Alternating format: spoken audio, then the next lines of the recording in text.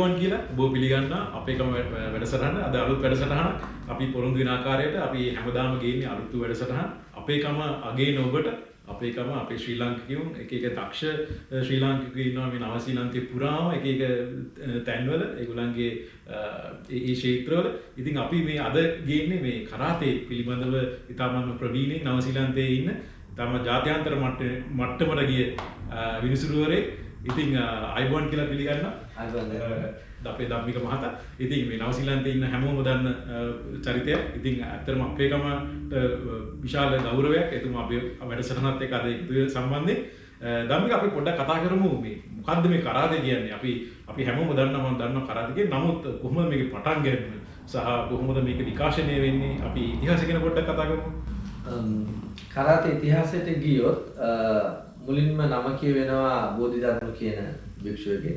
එතකොට බෝධිධර්ම භික්ෂුව චීනයට ගිය ගමන ඉන්දියාවේ ඉඳලා චීනට ගිය ගමනෙන් චීනේ ශාවලින් ආරාමයට ගිහිල්ලා එහි ට්‍රේනින් කරලා ඉන්න කට්ටියට පුහුණු කරලා කරාතේ කියන එක ආරම්භ වෙන්නේ ඇත්තටම ජපාන. එතකොට මට චීනයේ තිබ්බේ එතකොට වෙනත් සටහනක්. එතකොට මේක චීනයේ ඉඳලා ජපානයට එද්දි තමයි මේ කරාතේ කියන නම හැදෙන්නේ. ඇත්තටම කරාතේ කියලා කියන්නේ හිස් අතින් කරන සරණ. කරා කියන්නේ හිස්, තේ කියලා කියන්නේ මිටිවල වට. ඒ කරාතේ වෙන මුල්ම නම තමයි චයිනා තේ. චීන අත. ඒ කියන්නේ චීනෙන් ආපු නිසා. නම් මේ බොහොම කෙටියෙන් මේ සඳහන් කරේ මොකද කරාතේ ඉතිහාසය ගත්තොත් සෑහෙන වෙලාවක් අපිට කතා කරන්න පුළුවන්. බොහොම කෙටියෙන් ළඟින්ම කතා කරන්නේ. හරි ඊළඟට අපි කතා කරුවොත් මේ කොහොමද ඔබතුමාගේ පැමිණීම සහ නව ශ්‍රීලංකාවේ පැමිණීම සහ මේ විශේෂයට කොහොමද ඔබතුමා ඉන්නේ කොහොමද මේක පටන් ගන්න මේ දැන් අද ඔබතුමා ඔබතුමාගේ සංගමයක් පිහිටවගෙන ඒ කියන්නේ කරාටේ ක්ලබ් එකක් පිහිටවලා ගොඩක් දරුදරියන්ව මේ මාර්ගයට යොමු කරලා අද ඉන්ටර්නැෂනල් ගේම්ස් වලට පවා ඔබතුමා දැන් යොමු කරනවා ඔබතුමාගේම දරු පිරිසක් ගෝල බාලය පිරිසක් අද ඔබතුමා බිහි කරලා තියෙනවා. ඉතින් මේ කොහොමද මේ ගමන පටන් ගත්තේ කොහොමද? මගේ කරාටේ දිවිය මම පටන් ගන්නේ ලංකාවේ 1978 දී. සෙන්සේ ජයසිරි පෙරේරා මහත්මයාට එතුමා දැන්ට ලංකාවේ දැන්ටත් කරාටේ පුහුණු කරනවා. ඉතින් මම එතුමාට තමයි මුලින්ම ගෝලයක් හැටියට කරාටේ වල පොත තියන්නේ. ආරම්භ කරන්න ආයන්න කියන්නේ. ඊට පස්සේ කරාතේ ජාතික සම්මේලනයට අපි සම්බන්ධ වෙනවා. ජාතික සම්මේලනයේ ගොඩක් කටයුතු අපි කරනවා. මමත් එහි නිල්තල දාලා තියෙනවා. කටයුතු කරලා තියෙනවා. කොහොම හරි ලංකාවෙන් මම මෙහෙට එන්නේ 2008 මෙහෙට එනකොට මට හම්බ වෙනවා මගේම ශෛලියේ ඉන්න මේ ප්‍රවීණ ගුරුවරයෙක් රොබි ස්මිත් කියන ගුරුතුමා. එතුමා ඇත්තටම මගේ ශෛලියෙන් ඉතාමත් දක්ෂයෙක්. කියන්නේ දක්ෂ ගුරුවරයෙක්. ඉතින් මම ඇත්තටම වාසනාවන්තයි මේ නව ශ්‍රීලංකාවේ ආපු වෙලාවේ එයා මුණ ගැහිලා එයාගේ සෙවන එයාගේ ගුරුහරකම් මැද්දේ කරාටේ නැවත මෙහි පුහුණුවීම් කරන්න ලැබීම ගැන. ඒතර එතුමා මේ නව ශ්‍රීලංකා ජාතිකයේද නැත්නම්? එයා නව ශ්‍රීලංකා ජාතිකයෙක්. එතකොට හරි. දැන් එතකොට අපි පොඩ්ඩක් කතා කරමු මේ දැන් ඔබතුමා ගිහිලා තියෙනවා මේ රෙෆරි වෙනකම්. ඒ කියන්නේ ජාත්‍යන්තර තරගවල විනිසුරුකරුවෙක් විදියට සහභාගී වෙනවා. ඉතින් මේ වගේ විනිසුරුකාරයෙක් විදියට සහභාගී වෙන්න මේ ක්වොලිෆිකේෂන් එක තියෙන්නේ සීමිත පිරිසකට තමයි මේ හැකියාව තියෙන්නේ. ඉතින් මෙතුමා ඒ අතරින් එක්කෙනෙක්. ඉතින් අපි පොඩ්ඩක් ඒ ගැන කතා කරමු. කොහොමද මේ ඔබතුමාගේ තියෙන මේ ක්වොලිෆිකේෂන්ස් මොනවාද කියලා? මම මුලින් මෙහෙට ආවට පස්සේ 2010 දී මුලින්ම මේ ඕෂියානියා රීජන් එකේ විනිසුරු විභාගයට පෙනින්නලා ඒකෙන් සමත් වෙනවා. ඊට පස්සේ තමයි මට ජාතියන් WKF කියන්නේ ලෝක කරාත පාලක මණ්ඩලයේ විනිසුරෙක් හැටියට නව ශ්‍රීලංකාවේ නියෝජනය කරලා මට යන්න හම්බ වෙන්නේ 2013 දී. 2013 දී මම ලෝක කරාත පාලක මණ්ඩලයේ ඒ විභාගයට පෙනී හිටිනවා. ඉඳලා 2016 දී මම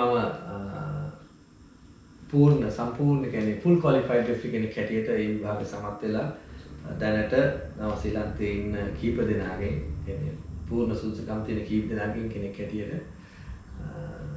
නව ශ්‍රීලංකාවේ නියෝජනය කරගෙන ඉන්නවා. ඉතින් ඇත්තටම ලාංකිකයෙක් වශයෙන් අපිට බොහොම ආඩම්බරයක්. ඉතින් අපිට බොහොම ආඩම්බරී කරුණක්.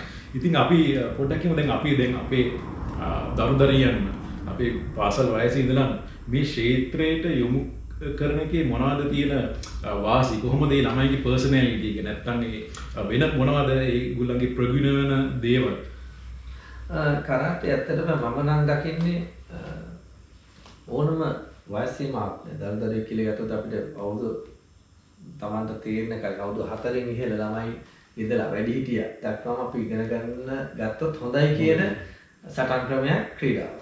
ඉතින් මේකෙන් නරකක් කොහෙත්ම සිද්ධ වෙන්නේ නැහැ. ඉතින් අපි කරාටි තුලින් ඇත්තටම අපි දියුණු කරන්නේ ඒ පුද්ගලයාගේ කායික හා මානසික දියුණුව තමයි අපි ඇති කරන්නේ. දරා ගැනීමේ ශක්තිය අපි කොතෙක් දුරට ඉවසනවාද? ඉතින් මේ හැම දෙයක්ම අපිට ජීවිතේ වැදගත්. විශේෂයෙන් මේ වගේ රටක අපි ජීවත් වෙනකොට ඉවසීම නැත්නම් අපිට කිසි දෙයක් කරගන්න බැරි වෙනවානේ. ඒක අපි අත්දැකලා තියෙනවා. ඉතින් බොහොම දේවල් ඉවසීමෙන් ශක්තියෙන් දරාගෙන යන්න පුළුවන් නම් ඒක ලොකු ජයග්‍රහණයක්. ඉතින් කරාටි වලින් ඒක ලොකු ඉවහලක් එනවා.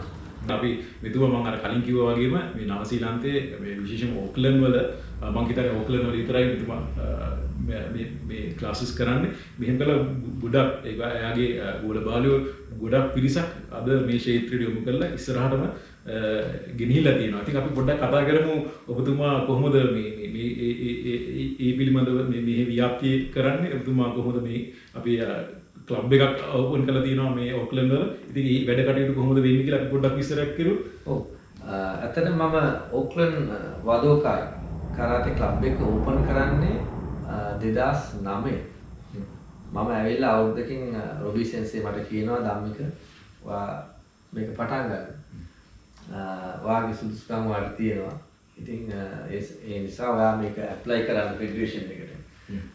අපි ෆෙඩරේෂන් ඇප්ලයි කරලා බලමු වාට කොහොමද ඒක ප්‍රතිචාර කියලා. ඉතින් ඇත්තටම ඒගොල්ලෝ මම ඇප්ලයි කරාට පස්සේ සාමාන්‍යයෙන් ජාතික සමයේට අපි ඇප්ලිකේෂන් එකක් දැම්මට පස්සේ ඒගොල්ලෝ අපේ සීලු අතපොත හොයනවා. මම කවුද මම මොනවද කරලා තියෙන්නේ මම ඇත්තටම කරාටි කරන පුද්ගලයෙක්ද මට ගුරුවරයෙක් වශයෙන් අත්දැකීම් තියෙනවද මගේ කරාටි පිළිබඳ දැනීමක් තියෙනවද මගේ ඒක සුදුසුකම් මේගොල්ලෝ චෙක් කරලා බලනවා මෙහි ඒ වගේම මගේ සහතික ලැබලා තියෙනවා ජපානයේ ඒගොල්ලෝ ජපානයේ චෙක් කරනවා ඉතින් හුඟක් ඒගොල්ලෝ චෙක් කරලා බලලා මට අවුරුද්දකට විතර පස්සේ ගෙන්න මම ඇත්තට ඇප්ලයි කරේ 2008 වගේ නමුත් ඕකේ එකේ ඉන්නේ මාස 10ක් අවුරුද්දක් ගියාට විතර පස්සේ තමයි ඔයාට මේ ජාතික සම්මේලනයට ඇතුළත් වෙන්න පුළුවන්. මුලින්ම මම ඇතුළත් වෙලා හිටියේ රොබින්සන්ස්ගේ යටතේ. එයාගේ ක්ලබ් එකෙන් තමයි මම මුලින්ම ඇතුළත් වෙලා ඒ සංගමයේ අනුසංගමයක් විදියට මම කරගෙන ගියේ. ඉතින් ඊට පස්සේ තමයි අපේ අවසනාවට එතුමා අපිව දාලා යනවා 2014 දී. ඉතින් ඊට පස්සේ තමයි ක්ලබ් එකක් හැටියට පාසලක් හැටියට තවත් මගේ ඉන්න දන්න කරාටි කරපු මගේ අපි දන්න ගෝලයන් මම දන්න ගෝලයන් කීප දෙනෙක් එකතු කරගෙන මේ ක්ලබ් එකක් හැටියට ෆෝම් කරන්නේ ඇත්තටම දැන් අවුරුද්දක් විතර වෙනවා 2019 මුල වගේ තමයි මම ඇත්තටම මේ ප්‍රචාරය කරලා මේ ජනමාධ්‍යයෙන් මේ පටන් ගන්න එක. මුලින් කරේ මගේ ළඟට ආපු කට්ටියට මාව දැනගෙන මාව හඳුනගෙන මගේ ළඟට ආපු වෙලට මම කරාටි කරනවා. ඉතින් ඒ වගේ එහෙම ලොකු ළමයි ප්‍රමාණයක් හිටියේ නෑ. නමුත් ඒ කරපු ළමයි දිගටම කරගෙන ගියා. يعني ලොකු ප්‍රමාණයකට නෙවෙයි. නමුත් 2019 පස්සේ දැන් ව්‍යාප්ත කරලා මම ඕක්ලන්ඩ් වල මේ පකුරාංග ක්ලාස් එකක් කරනවා. ඒ වගේම නෝට් ෂෝලත් කරනවා. වෙස්ට් එකෙත් කරනවා. ඉතින් දැන් ඇත්තටම අපි ශ්‍රී ලාංකික අපේ ශ්‍රී ලාංකිකයන්ම මුල් කරගෙන අපේ එකමට මේ අපිට දෙන්න පුළුවන් අපි දන්න දේ අපේ දරුවන්ට දීලා මේ රටේ එයාලට යම් කිසි තැනක් කරාටි වලින් ලැබෙනවා නම් ඒ දේ අපි ලබා දෙන්න අපි සෑහෙන උත්සාහයක යෙදමින් ඉන්නවා. ඉතින් බොහොම අගය කළ යුතු කටයුත්ත. ඇත්තටම මේ වෙනකොට උතුමාට ළමයි කී දෙනෙක් අධ්‍යාපනය හදාරනවද? දැනට ළමුන් ඉන්නවා ළමුන් 50ක් 60ක් විතර ඉන්නවා. ඉතින් ඒගොල්ලෝ අවුරුදු 4 ඉඳලා අවුරුදු 16 17 වගේ වෙනකන් ඉන්නවා. සමහර දෙමාපියනුත් එනවා. වැඩිහිටි දෙමාපියොත් පුරුදු පුහුණු වෙනවා. ඉතින් ඒගොල්ලොත් හරි උනන්දුවෙන් ආසාවෙන් කරනවා. එතකොට මේ අලුතින් ළමයි කරි පුද්ගලයෙක් හරි මේ ක්ලාසස් වලට ජොයින් වෙන්න ඉන්නවා නම් අපි දැනගන්න කැමති මොන වගේ වැඩපිළිවෙලක්ද ඔබතුමාගේ මේ පාසලෙන් නැත්නම් මේ ක්ලබ් එකෙන් වෙන්නේ කියලා අපි පොඩ්ඩක් කතා කරමු. ඔව් අපි අපේ ක්ලබ් එකේ ඇත්තටම දැන් මට උදව්වට ඉන්නවා මගේ සහාය ප්‍රදේශකවරු හැටියට සෙන්සි දානුෂ ඒ වගේම සෙන්සි මාලි. ඉතින් මේගොල්ලෝ ලංකාවේ ඉඳලම කරාටි කරපු කට්ටිය ඒගොල්ලෝ අවුරුදු පොඩි කාලේ ඉඳලම දන්නවා ඒගොල්ලෝ. ඉතින් මට හරිම ලේසි වුණා. ඇත්තට මම වාසනාවන්තයි මේ වගේ දෙන්නේ මට හමු වීම ගැන. ඉතින් මම දන්න දෙන්නේ පොඩි කාලේ ඉඳලා දන්න දෙන්නේ අනිත් කරාටි පිළිබඳ හොඳ දැනීමක් තියෙන කෙනෙක්. දැනුම තියෙන අය. ඉතින් ඒගොල්ලොත් එක තමයි මේ ගමන යන්නේ. ඉතින් අපි මේ ක්ලබ් එක හැටියට ගත්තොත් ක්ලබ් එකේ අපි මේකේ තියෙනවා අපි පුහුණුවීම් කරන ක්‍රමයක් තියෙන විදිහක් තියෙනවා. කියන්නේ අපි යන්නේ පාසලක් විදියට. මේකේ සිලබස් එකක් තියෙනවා. එතකොට මේ අපි ළමයි හැමෝටම දැන් සාමාන්‍යයෙන් අපි කාටි පන්තියක් කියලා ගොඩක් කට්ටිය පිළිගැනීමක් තියෙන කරාටි කියන්නේ ගහ ගන්න දෙයක්. මේක ටිකක් වෙනත් කෝණයකින් බලන කට්ටියක් තියෙනවා. ඇත්තටම කරාටි කියන්නේ ජීවිතේ අපි ඕනම කෙනෙක් පුහුණුවීම් කරනවා නම් හොඳයි කියන ක්‍රීඩාවක් වගේම ආත්මාරක්ෂක කටයුතු. එතකොට අපි සිලබස් එකට අපි කරනවා කියන්නේ ළමයාව අපි පුහුණු කරනවා අයන්නේ ඉඳලා ඒ ළමයාට පංච එකක් කොහොමද කරන්නේ? බ්ලොක් එකක් කොහොමද කරන්නේ? ස්ටාන්ස් කොහොමද ඉරියව්වක ඉන්නේ? මූලික ෆවුන්ඩේෂන් එකේ ඉඳලා අපි උගන්වනවා. ඉතින් ඒක හරිම වැදගත්. මේ මොකද ළමයා හරි විදිහට කරාටි පටන් ගන්නවා. දැනීමකින් ඒ ළමයා කරාටි කරගෙන යනවා. අවබෝධයකින්. මම කරන්නේ දේ පිළිබඳ අවබෝධයකින්. විශේෂයෙන් මේක ජපන් භාෂාවෙන් තමයි ගොඩක් වෙලා වචන තියෙන්නේ. ඉතින් ඒ දේවල් පව ජපන් වල වචන වල තේරුම මේකේ මොකක්ද වෙන්නේ කියලා ඒ මූලික સિદ્ધාන්තත් එක්කම තමයි මේ පන්තිය පවත්වාගෙන යන්නේ. එතකොට ඉතින් අපි ක්ලබ් එකට යන ළමයින්ට තියෙන වාසිය තමයි ඒගොල්ලන්ට පුළුවන් මේ නව ශ්‍රීලන්තයේ තියෙන පළාත් ජාතික ශූරතාවලට සහභාගී වෙන මගේ ක්ලබ් එක ඇෆිලියේට් ක්ලබ් එකක් රෙජිස්ටර්ඩ් ක්ලබ් එකක් මේ නව ශ්‍රීලන්ත ක්‍රීඩා අමාත්‍යාංශයට තියෙන කරාටි පාලක මණ්ඩලය තමයි කරාටි නිව්සීලන්ත. ඒ අනුබද්ධ සංගමයක්. ඒකට අපි මෙහි ජාතික වශයෙන් තියෙන පළාත් වශයෙන් තියෙන නිල කරාටි තරඟ වලට සහභාගී වෙන්න පුළුවන්. ඉතින් ළමයි ඒකට සහභාගී වෙලා ජයග්‍රහණය කරොත් ඒක ළමන් තමන් කරපු ක්‍රීඩාවෙන් ලැබෙන ලොකු ජයග්‍රහණයක්. ඒ තමන් රීජනල් හරි පළාත් හරි ජාතික හරි ජයග්‍රහණ ලබනවා කියන්නේ කිසි තමන්ගේ කැරියර් එකට හොඳ දෙයක්. ඒක අපතේ යන්නේ නැහැ. ඉතින් ඒ වගේ ශූරතාවලට සහභාගී වෙන්න පුළුවන්. ඊට අමතරව දැන් අපේ ලබන අවුරුද්දේ ඉඳලා අපි ප්ලෑන් කරනවා විශේෂ පුහුණුකරුවෙක් නැත්නම් විදේශීය පුහුණුකරුවෙක් තව ජපානයේ ඉඳලා හරි නැත්නම් යුරෝප් වල ඉඳලා හරි ගෙනල්ලා මෙහි පුහුණුවීම් කඳවුරක් කරනවා. ඒ වගේම මෙහි ඉන්න ළමයින්ව අපේ ස්ටයිල් එකේ තියෙන ශූරතාවල තියෙනවා. ඒ ශූරතාවල වලට අපිට එක්ක යන්න පුළුවන්. ඉතින් ඒ වගේ වාසිත් තියෙනවා කියන්නේ ලැබීමුත් තියෙනවා. ඊට අමතරව ඒගොල්ලෝගේ නියමිත කාලයේදී ඒගොල්ලෝ ශ්‍රේණි පරීක්ෂණ වලට විභාග වලට අපි තියෙනවා. අපි තියෙන ග්‍රේඩින් පැනල් එකක් ඉන්නවා විභාග වලට ඉඳගෙන එක්සැමිනර් පැනල් එකක් ඉන්නවා. ඒ පැනල් එකේ ඒගොල්ලෝ විභාග බලලා සමත් වුණොත් එයාලව වර්ෂ අවසානයේ තියෙන අපි තියෙනවා ප්‍රයිස් ගිවිං එක කලර්ස් නයිට් කියලා. ඒකෙදි ඒගොල්ලෝ සහතිකපත් වාග්න පාටි වගේ කුසලාන ගොඩක් දේවල් ලැබෙනවා. ඉතින් ගොඩක් අපි අපේ ළමයින්ට හැමදේම අපි ලබා දෙන්න උත්සාහ කරනවා අපේ පැත්තෙන් පුළුවන් විදිහට. කියන්නේ ක්ලබ් එකක් හැටියට අපි ක්‍රීඩාවක් හැටියට කරනකොට එයාලව සන්තෝෂ කරන්න, එයාලව දිරිමත් කරන්න මේ කරන ක්‍රීඩාවේ වැලියු එකක් දෙන්න අපි උත්සාහ කරනවා.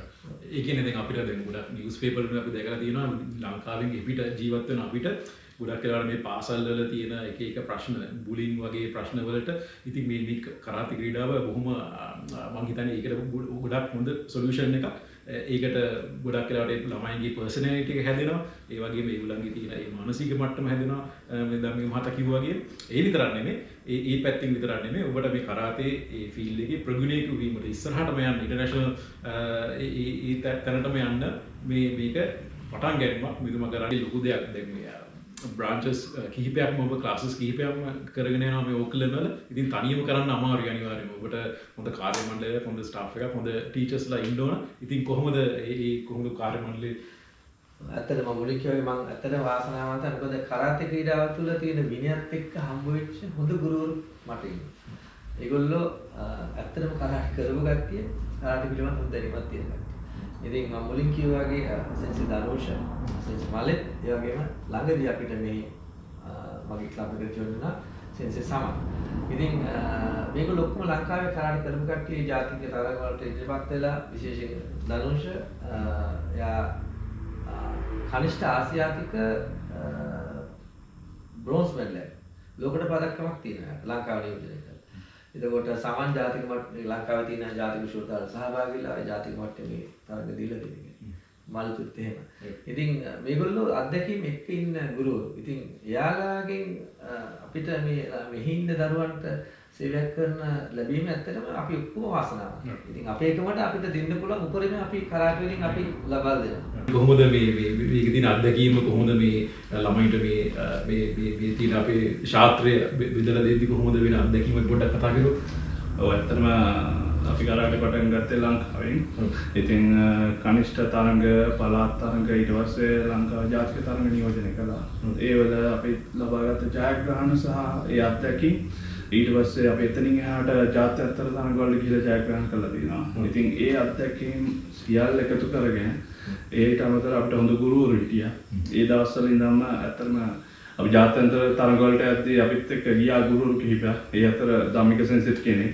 ඉතින් ලංකාව තුළ අපි සංඝ වෙන වුණාට එතනදී අපි එක කණ්ඩායමක්. ඉතින් එතකොට ඒගොල්ලන්ගෙන් අපිට ගොඩක් දේවල් ලැබුණා. පුතේ මෙහෙම කරන්න. එතකොට අපි ඒ අත්දැකීම් එක තමයි අපි ගිහලා ජයග්‍රහණ ලැබුවේ ඇත්තට. ඉතින් අපි කැමති ඒ වගේම අපේ මෙහි ඉන්න අපේ ලාංකික කුඩා දරුවන්ට ජයග්‍රහණ ලබා ගන්නවා බලන්න ඇත්තටම ආසයි. ඉතින් මෙහි තියෙන දැන් ජාතික තරඟ දිනලා ඊට පස්සේ එතනින් එහාට ඕෂියානා. ඉතින් මේ තරඟ වලට අපි කැමති ළමයි යොමු කරන්නේ ඒ සඳහා තමයි අපි දැන් මේ දවස්වල කරගෙන යන්නේ මේ වැඩමුළුව. ඉතින් දැන් අපේ ජාතික නැෂනල් ටූර්නමන්ට් එක එනවා. ඉතින් මේ දවස්වල අපි සඳහා විශේෂිත වූ පුහුණුවීම් පාඨමාලා ටික කරගෙන යනවා. ඉතින් ඒවත් එක්ක තමයි අපි ඉන්නේ. ඉතින් අපි මේ සියල්ලගෙම අපි මං විතරක් නෙමෙයි මාත් එක්ක ඉන්නවා තව කීප දෙනෙක්. ඉතින් මම ධම්මික සෙන්සේ මම සාමාන් මලේ මේ අපි ඔක්කොගේම අත්දැකීම් එක්ක අපි මේ ළමයින්ට ඒ අත්දැකීම් දීලා ජාත්‍යන්තර මට්ටමට අවශ්‍ය දේවල් අපි ළමයින්ට ලබා දීලා මේ ටූර්නමන්ට් වලින් ජයග්‍රහණය ලබා ගන්න තමයි අපේ නම් වලින් ජයග්‍රහණ ලබා ගන්න තමයි අපි ආස කියන්නේ ලාංකික නම් අපි අරකින්න ආසයි නව ශ්‍රී තුල කතා වෙනවා. ඉතින් ඒක තමයි අපේ ප්‍රධානම අරමුණ. ඉතින් දැනටමත් අපි එකෙන් ගොඩක් දුරට ඇවිල්ලා තියෙන්නේ. ඉතින් දැන් අපිට විශාල ළමයි ප්‍රමාණයක් ඉන්නවාද? ඉතින් අපි බලාපොරොත්තු වෙන ඉදිරියට තව අපිට ළමයි එකතු වෙනවා කියලා. මේ අපේ සමන් මේ අවුරුද්දේ මුල තමයි අපිට එකතු වුණේ. අවිල මට කතා කරා. ඉතින් සමන් මම ලංකාවේ ඉඳලා සමන් මම දන්නවා සමන්ව. නමුත් මෙහිදී තවත් බැඳීම් වැඩි වුණා. ඉතින් අපේ සංගමයට දැන් උදව් කරගෙන ගුරුවරයෙක් හැටියට ඉන්නවා. ඒක බුදුමගේ එක්ස්පීරියන්ස් එක කිව්වොත් පොඩ්ඩක් මේ ළමයිත් එක්ක කොහොමද ගනුදෙනු කරන්නේ? මම ලංකාවේ මුලින්ම ගුජරීන් තමයි කරේ. ඊට පස්සේ ඉතින් ජාතික මට්ටම් වල තරඟ කළා කියලා. ඉතින් මේ හැම ටූර්නමන්ට් එකකම තරඟ කළා තියෙනවා. ඊට පස්සේ අපිට මගේ ජොබ් එකෙන් මට මෙහෙට එන්න වුණා. ඊට පස්සේ මම මෙහෙට ඇවිල්ලා මගේ කරාටි මම ඉගෙන ගත්ත දේ ගැන මම ගොඩක් මේ හොයනකොට මට ධම්මික මාස්ටර් සෙට් වුණා. ඊට පස්සේ මම හරි සතුටින් මේ සෙන්සෙත් එක එකතු වෙලා මේ දැන් දැනට ඉතින් කරාටි කරගෙන යනවා. මම පුහුණු වීම කරනවා. ඒ වගේම සහාය ගුරුවරයෙක් හැටියට මම මේ සංගමේ මේ දැන් ඉන්නවා. ඉතින් මම කියන්න තියෙන්නේ මට මේ ශ්‍රී ලාංකික මේ ඉන්න දරුදරියන්ට අපිත් එක්ක එකතු වෙන්න මේ කරාටි ක්‍රීඩාව මොකක්ද කියලා අපි මේ දැනගන්න පුළුවන්. මොකද මේකේ සෑහෙන දෙයක් තියෙනවා අතුලාන්තයේ. ඒ දේවල් ඉතින් ක්‍රීඩාවක් වශයෙන් ඉගෙන ගන්න ශරීර සෞඛ්‍යයට හරි හොඳ ක්‍රීඩාවක්.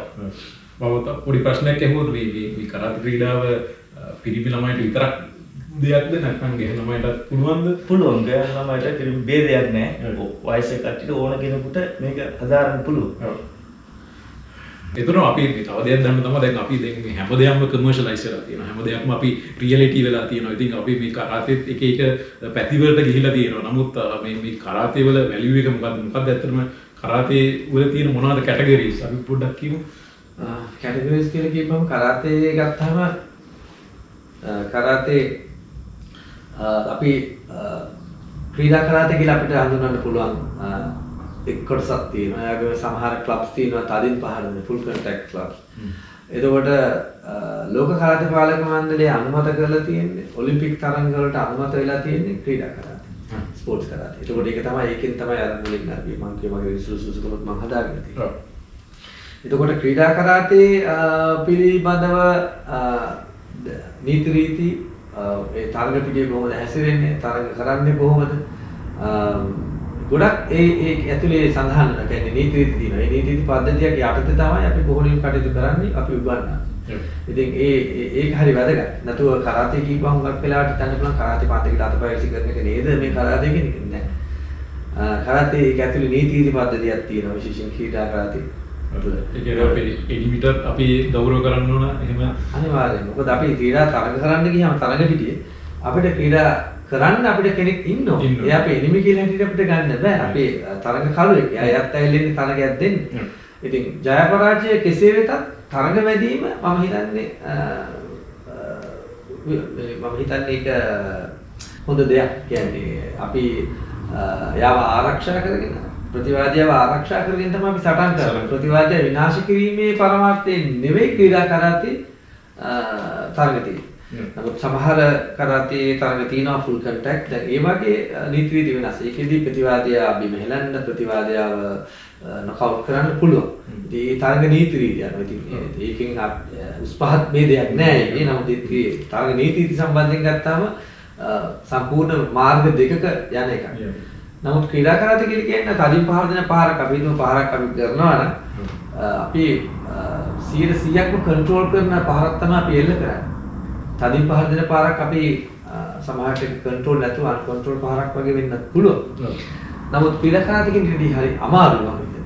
තදින් පහර දෙන කරාටේ වලට වැඩිය ටිකක් අමාරුයි කියලා මගේ අත්දැකීම් වලින් මට හිතෙන්නේ හේතුව මොකද අර වේගවත් තදබල පහරක් අපි මූණ ළඟට ගෙනල්ලා වැඩි නොවැඩි ආපහු එක විඩ්‍රෝ කරනවා කියන්නේ ඇත්තටම අමාරු දෙයක්. තමන්ගේ සෙල්ෆ් කන්ට්‍රෝල් එක තියෙන්න ඕන. ඒ විනය තියෙන්න ඕන. අපි දැන් ඔය පිළිබඳව තව ඉස්සරහට කතා කරමු. දැන් මේ ක්‍රීඩාවේ නියත වෙලා ඉන්න කට්ටියට මොනවද වෙන්න පුළුවන් අනතුරු සහ ඒක කොහොමද ඒක අපි වළක්ව ගන්න අපි මොනවද පාවිච්චි කරන අපිට ඇඳුම් වෙන්න පුළුවන් මොන වගේ උපක්‍රමද පාවිච්චි කරන්නේ මේ අනතුරු වලින් වැළකී සිටින්න.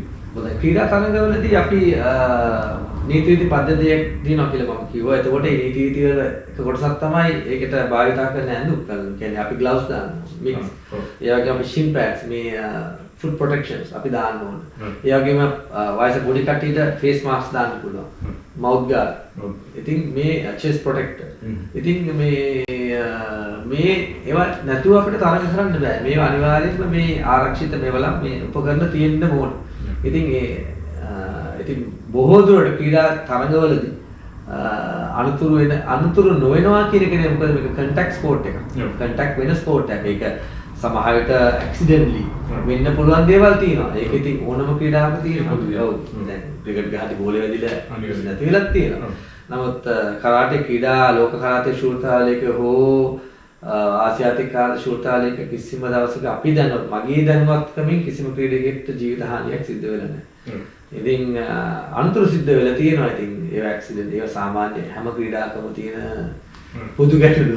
ඔව් ඉතින් ඔබ දෙමව්පියෙක් නම් ඔබට ළමෙක් ඉන්නවා නම් ඉතින් කිසිම ආකාරයක බය වෙන්න එපා. මේක ආරක්ෂිත ක්‍රීඩාවක්. ඒතර මේ ක්‍රීඩාව දැන් කරගෙන යද්දි ඒ වගේම මේ දන්න ගොඩක් ඉන්ටර්නැෂනල් තරඟ තියෙනවා මේ නැෂනල් තරඟ තියෙනවා. ඉතින් මේ වගේ අපි අහලා තියෙනවා ඔබතුමාගේ මේ ඉන්න ගෝල බාලයෝ ටික පෞගිය ගොඩක් ජයග්‍රහණ ලැබලා දීලා තියෙනවා. අපේ ලංකාවේ නම අපේ කම ඉස්සරහටම මේ නවසීලන්තේ තරම් ගිහලා තියෙනවා. අපි පොඩ්ඩක් ඒ සඳහන් කළොත් මොන වගේ ජයග්‍රහණද ඔබගේ පාසලේ කට්ටිය අරන් තියෙන්නේ කියලා? ඔව් මම පොඩ්ඩක් පස්සට යන්න. මොකද අපි මම මේ ක්ලබ් එක ආරම්භ කරපු කාලේ කියන්නේ 2000 11 වගේ කාලේ මගේ ක්ලබ් එකකින් ළමයි එක්කෙනයි දෙන්නයි එහෙම නැත්නම් 3 දෙනයි තරඟවලට ගියේ. නමුත් ගිය හැම ළමයෙක්ම ජයග්‍රහණය කළා තියෙනවා. එතකොට ඒක නැෂනල් වයිඩ්ද නැත්නම් රීජනල් ටූර්නමන්ට්. නැෂනල් වලට ඒ වෙනකොට ටූර්නමන්ට් සහභාගී වෙලා තිබුණේ නැෂනල් ජාතික ශූරතාවලට සහභාගී තිබෙන ළමයි දෙන්නයි එක්කෙනෙක් ලිමල් පුතා. එයා රිදී පදක්කම ජයග්‍රහණය කළා 2014 මට මතක හැටියට. හරි 13 හරි. ඊට පස්සේ මොවින්දු මගේ පුතා වසර කිහිපයක් සහභාගී වුණා. එයා දිගටම නැෂනල් එයාගේ ඉවෙන්ට් එකේ චැම්පියන් වෙලා තියෙනවා. ඉතින් අවුරුදු කිහිපයක්ම එයා ගෝල්ඩ් මෙඩල්, සිල්වර් මෙඩල්, එයාගේම බ්‍රෝන්ස් මෙඩල් දෙන්න තියෙනවා. ඊට අමතරව අපේ ළමයි සහභාගී වෙලා තියෙනවා රීජනල් ටූර්නමන්ට්ස් වලට. ඉතින් ගිය හැම ළමෙක්ම වගේ ජයග්‍රහණය කළා තියෙනවා. ඉතින් මට 100%ක් ඇත්තම කියනවා මගේ රිසල්ට් එක 100%යි. දාපු හැම ළමෙක්ම ජයග්‍රහණය කළා තියෙනවා. එතකොට මේ අවුරුද්දේ අපි මුල ප්‍රථම වතාවට ළමයි 24ක් අපි ශූරතාවලට සහභාගී වුණා. මේ ඕක්ලන්ඩ් වල තිබ්බ රීජනල් ටූර්නමන්ට් එකට. ඒකෙදි අපිට 90ක ජයග්‍රහණ හම්බුණා. ඒ කියන්නේ ඇත්තම කියනවා නම් රිසල්ට් එක ගත්තොත් අපි ලීඩින් හිටියා ඒ වෙලාවේ. නම්බර්ස් එක බලපුවම ස්ථාන එක බලපුවම. ඉතින් ඒක මේ අවුරුද්දේ තමයි ඇත්තටම විශාල ළමයි ප්‍රමාණයක් අපි සහභාගී කෙරුවේ. ඒ වගේම දැන් මේ මාසයේ අන්තිමට තියෙනවා මේ නවසීලන්ත ජාතික ශූරතාවලිය නැෂනල්. ඒකට ළමයි 24ක් මෙසර අපි සහභාගී කරනවා. ඒක මම හිතන්නේ ඕනම ක්‍රීඩාවකින් මම දන්න විදිහට මේ නවසීලන්තේ තියෙන ඕනම ක්‍රීඩාවකින් ලාංකිකයන් වැඩිම ප්‍රමාණයක් සහභාගී වෙන තරගයේ වෙන්න පුළුවන්. මොකද ළමයි 24ක් කියලා කියන්නේ ඇත්තටම ලොකු ප්‍රමාණයක්. නම්බර්ස් එක ගත්තාම මෙහි ලොකු කියන්නේ කරාටේ වල ලොකු නම්බර්ස් නෑ බලන්න. විශාල රටක් වුණාට ජනගහනයෙන් ගත්තොත් බොහොම සීමිතයි. ඒ වගේම ක්‍රීඩාවල සහභාගී ප්‍රමාණය සීමිතයි. එතකොට ඒක ඇත්තටම අපේ ක්ලබ් එකක් ඇතුලේ ගත්තොත් ලොකු ජයග්‍රහණයක්. සහභාගී වීමම ජයග්‍රහණය. ඉතින් අපි ළමයින්ට පුරුදු කරලා තියෙන්නේ win or learn. ඒ කියන්නේ win or අපි පෙරදුනා කියලා කිසිම වෙලාවක කියන්නේ අපි කියන්නේ නැහැ වචන අපි භාවිතා කරන්නේ නැහැ අපි ගුරුවරයෙක් මොකද අපි ළමයින්ට කියන්නේ පුළුවන් තරම් උත්සාහ කරන්න දිනන්න ජයග්‍රහණ ළඟට යන්න. හැබැයි ඔබ පෙරදුනා කියලා හිතන්න එපා. ඔබට ඒ දෙන්න නොලැබුණොත් ඒයි ඔබ යන්නේ දෙයක් ඉගෙනගෙන learn කරලා තමයි එන්නේ. ඒතකොට අපේ ළමයිකින් ඕන ප්‍රශ්නයක් ඇහුවොත් කියන්නේ එයා කියන්නේ win or lose කියලා කියන්නේ පෙරදි කියනවා කියන්නේ එයා කියන්නේ win or learn. ඉතින් ඒ concept එකෙන් තමයි අපි ළමයින්ට උගන්වන්නේ. ඉතින් ළමයාගේ මානසිකත්වය ඉහළ මට්ටමකම තියෙනවා කියලා මම හිතනවා. ඉතින් ළමයාත් හරි සන්තෝෂයි. ඒකද අපි ටූර්නමන්ට් එකකට යනවා කියලා කියන්නේ පන්තිය අපි පුහුණුවීම් කරලා සෑහෙන කාලයක් පුහුණුවීම් කරලා ඒකේ විනෝදයක් ලබන්නේ. ඒක එන්ජොයි කරන්න තමයි අපි ටූර්නමන්ට් එකට යන්නේ. ඒ ඇරෙන්න අපි අර තරඟකාරී තරඟහත්ය තියෙනවා තරඟේ නෑ. නමුත් අර ඒකම අපි ඒක එන්ජොයි කරනවා. විනෝද. ඒක තමයි ඇත්තටම වැදගත් වෙන්නේ. ක්‍රීඩාවේ තියෙන ලස්සනම දේ ඒක තමයි. ඇත්තටම දෙමාපියන්ට මම පොඩ්ඩක් මතක් කරනවා අපේ ක්ලබ් එකේ ඉන්න දෙමාපියෝ ඇත්තටම මුලින්ම අපි ඇත්තටම වාසනාවන්තයි. ඒ වගේ දෙමාපිය කොටසත් එක්ක වැඩ කරන්න හම්බෙච්ච එක ගැන. අපිට සෑහෙන ලොකු උදව්වක් කරනවා දෙමාපියෝ. දෙමාපියෝ ඇත්තටම ඒගොල්ලෝගේ උදව් නැත්තම් ඒගොල්ලෝගේ දරුවෝ අපි කියන කෙනාට එක්කාවේ නැත්තම් අපිට ඒ වගේ ජයග්‍රහණ ලබා ගන්නත් බෑ. අපි ක්ලබ් එකේ වගේ ඉදිරියට යන්නේ නැහැ. ඉතින් දෙමාපියන් විශේෂයෙන් මම ස්තුති කරන්න ඕන. ඉන්න හැම දෙමාපියෙක් කෙනෙක් නම් වශයෙන් නෙමෙයි හැමෝම එක හා සමානව අපිට උදව් කරනවා. ඉතින් ඒක ලොකු ශක්තියක් අපිට. ඒ වගේම ඔබ දන්නවා නවසීලන්තයේ මේ අපි ජන සම්මුතිය විදිහට ගත්තොත් මේ ලංකාවේ ඉන්න පිරිසේ තාමත්ම ප්‍රතිශතයක් ගත්තොත් තාමත්ම සීමිත ප්‍රමාණයක්. නමුත් මේකේ ජපාන් ජාතිකයෝ, චීන ජාතිකයෝ ඒගොල්ලෝ තාමත්ම විශාල ප්‍රමාණයක් ජීවත් වෙනවා. ඉතින් මේක ඒගොල්ලන්ගේ ක්‍රීඩාවක්. ඉතින් ඒගොල්ලන්ගේ ක්‍රීඩාවක් වෙලා අපේ මේ පාසලට මේ ලංකාවේ අපේකම තියෙන අපේ කට්ටියට ඉතින් මේ වගේ ජයග්‍රහණ ලබා දීමට හැකියවීම ඉතින් ඇත්තටම අපි ආඩම්බර වෙන්න ඕන මේ වගේ රටක ඉඳලා. Okay, now we have the couple of there are several students. So the experience in the tournament is actually quite fun. It's not as scary as you would imagine. It's actually quite fun and it's actually quite relaxing. But when you're in the actual tatami, in the middle of it, when you're doing your kata or when you're fighting, when kumite, it gets a little bit tense then. So, is there any other accidents or some kind of this kind of situation you faced? Or, There's never been a serious injury or accident of sorts. Okay. Sometimes been a bloody nose, but that's really it. If you like karate and you don't really know if you want to do it yet, come and try it first. Yeah. Try a few lessons and see if you like it. Yeah. So you are what's the name? Living. Good. And you are. Yes, sir. So what's your category? So you are playing the same age, or how is it going? So, My age is 8 and it's a little bit fun. uh-huh. Also, when we do it, we learn a lot of stuff. ස්කෙජුවල් එක බලුවොත් අපි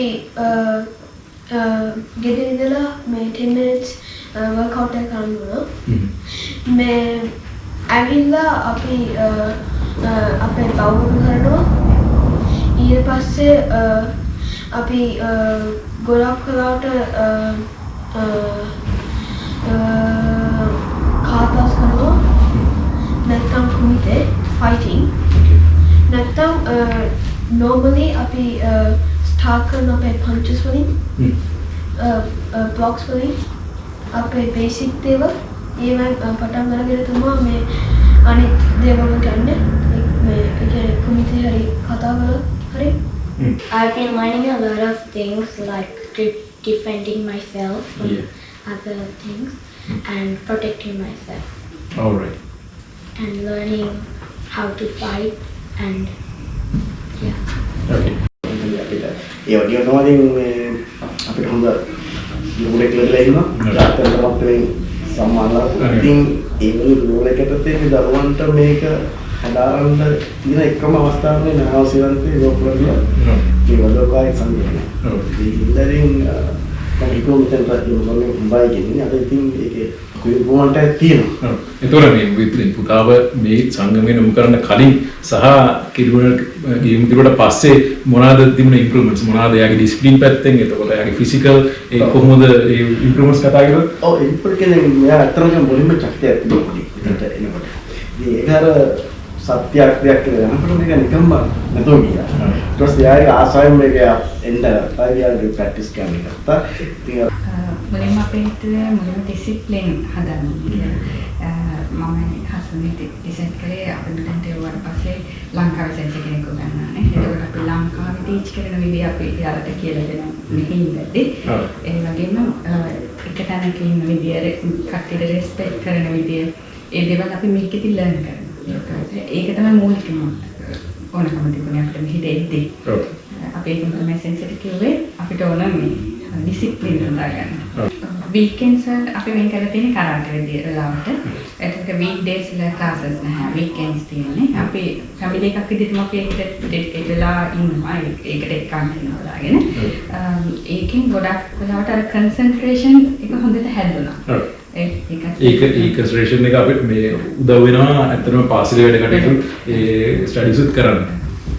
ඇත්තටම මම මේ සටන් කළා පටන් තියෙන නිසා මම දන්නවා මේ ළමයිගේ මේ කියන්නේ විනය ශික්ෂණයේ හික්මීම ආත්ම ශක්තිය මේ ඒ වගේ දේවල් හදන්න මම හිතන්නේ ලේසිම මේ ක්‍රීඩා මොන ක්‍රීඩාවෙමුත් ඒ දේවල් කරනවා. හැබැයි සටන් කළා බේස් වෙලා තියෙනම ඒ දේවල් එක්ක මම හිතන්නේ ඒක නිසා හරි ලේසි ළමයිට ඒ දේවල් දැනෙන්න නැති ඒගොල්ලන් ජීවිත වලට මේ ඒ කියන්නේ කාන්දු කරන්න සායලන් හැඩගස්සන්න. ඒ නිසා මම හිතනවා ඒක තමයි මම හිතුවේ සටන් කළාව කරලා යොමු.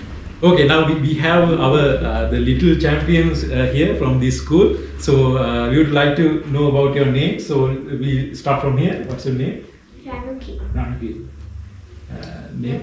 Netu. Netu. Ritika. Ritika. Mayumi. Velumi. Sinidi. Jimmy. Vinuga. Vinuga. Ryan. Right. ඇත්තටම ගොඩක් මම බැලුවේ මේගොල්ලන්ගේ ඒ කියන්නේ ඒගොල්ලන්ගේ වැඩත් එක්ක තියෙන ඒගොල්ලන් ආත්ම විශ්වාසය වැඩි කිරීම වගේ දේ තමයි මුලින්ම වැඩියම බලාපොරොත්තු වෙන්නේ. ඊට පස්සේ ඩිසිප්ලින් කියන එක ඒ වගේම මෙතෙන්ට එන ශ්‍රී ලංකාවේ කමියුනිටි එකත් එක්ක ඉන්න එකෙන් අර අපේ කට්ටිය ලැන්ග්වේජ් එක හැමදේම යාලට තියාගෙන ඉන්න එක උදව් වෙනවා.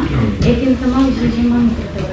ඔව් ඒක ඉතින් මෙහෙමයි දැන් මේගොල්ලෝ සතිය පුරාම ඉස්කෝලේ යනවා සමහර වෙලාවට ඉතින් මෙයාට උන ටයර්ඩ් කියලා කියන වෙලාවල් තියෙනවා. හැබැයි ඒත් ඉතින් අපි හිතුවේ ඒක මොනවා හරි ඵලදායී විදිහකට යොදවන එක ගොඩක් වෙලාවට හොඳයි දරුවන්ට. මොකද ඒගොල්ලන්ට ඒක මේ කාලෙදි තේරුම් නැතුනට මේගොල්ලන්ට කවදා හරි අනාගතේ තමයි තේරෙන්නේ මේ ඒකේ වටිනාකම. දැන් කියා අපි මොනවා හරි එහෙම දෙයකට යොමු කරලා තියෙන එක. ඒක නිසා තමයි ඉතින් අපි මේ කාලය ගැන එච්චර නොහිතා ඔන්න මේ සම්බන්ධ කරගන්න. ඇත්තම ඉන්වෙස්ට්මන්ට් එකක් ඉස්සරහට කරනවා. මම මුලින්ම කැමති ස්තුතිවන්ත වෙන්න අපේ දේවන් මල්ලිට.